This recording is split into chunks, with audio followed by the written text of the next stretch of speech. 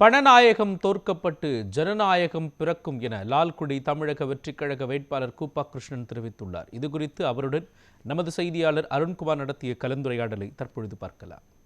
லால்குடி தமிழக வெற்றிக் கழக வேட்பாளர் கூப்பா கிருஷ்ணன் அவர்கள் நம்முடைய இணைந்திருக்காங்க. பல்வேறு தகவலை கேட்டு தெரிந்து கொள்ளலாம். இந்த தேர்தல் எனக்கு உற்சாகத்தை தரக்கூடிய வகையில் இருக்காது. ஏன்னா என்னை சுற்றி இருக்க இல்லாமல் இளைஞர் படைகள், அந்த இளைஞர்களை பற்றி அவர்கள் அழைத்து கொண்டு அவர்களுக்கு வேண்டிய தேவையான பயிற்சியை கொடுத்து இந்த தேர்தலை சந்தித்துக் கொண்டிருக்கிறோம். இப்போ பார்க்கக்கூடிய தேர்தல், அதாவது நீங்கள் கடந்த பல ஆண்டுகளாக தேர்தலை பார்க்குறீங்க அப்படின்றப்போ இந்த தேர்தல் உங்களுக்கு எப்படி ஒரு புதிய உற்சாகம் இருக்கிறதுங்கிறத தாண்டி எப்படி இருக்கு இந்த தேர்தல்?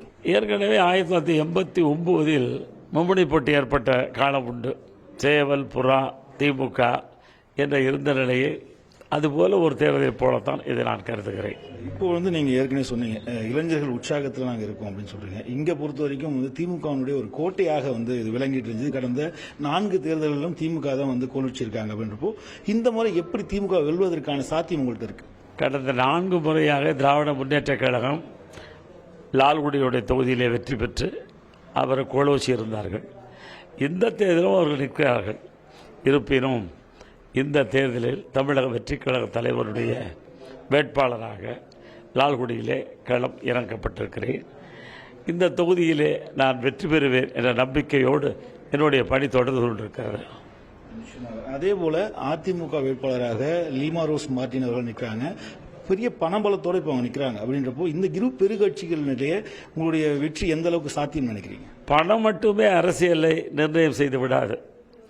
நான் கேட்கின்ற இடமெல்லாம் தமிழகத்திலே இருந்தாலும் சரி அல்லது லால்குடியில் இருந்தாலும் சரி, வெல்லப்போவது பணநாயகமா ஜனநாயகமா என்ற வினாவைத்தான் நான் எழுப்பி வருகிறேன். நிச்சயமாக ஜனநாயகம் காக்கப்படும். பல விஞ்ஞானிகள், அதாவது ஆய்வறிக்கையில் பல கருத்து கணிப்புகள் யூகிக்கே உள்ள விஜயனுடைய வெற்றி எதுவாக இருக்கும்னு என்னால் கணிக்க முடியலங்கிறாங்க. அப்படின்றப்ப உங்களுடைய கணிப்பு என்னவாக இருக்கு? ஆட்சி பொறுப்பை ஏற்கக்கூடிய அளவிற்கு நாங்கள் வெற்றி பெறுவோம்.